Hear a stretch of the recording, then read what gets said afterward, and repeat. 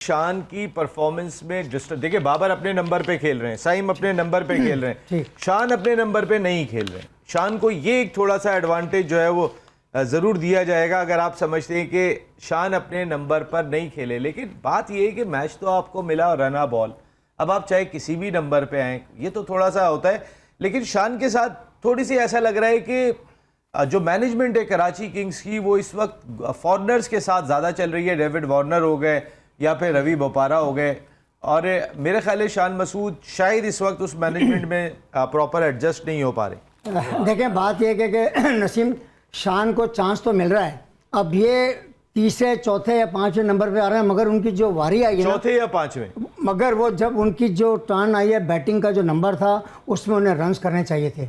वो जिस तरह से आउट हुए हैं वो एक मज़ेदार बात नहीं थी, वो एक अच्छी फॉर्म नज़र नहीं आई है। और वो मैं ये समझता हूँ क्योंकि वो बैक डिस्प्ले है, वो मेरे हिसाब से उन्होंने अच्छी बैटिंग नहीं की है और वो इसमें कोई जवाब ही नहीं दे सकते।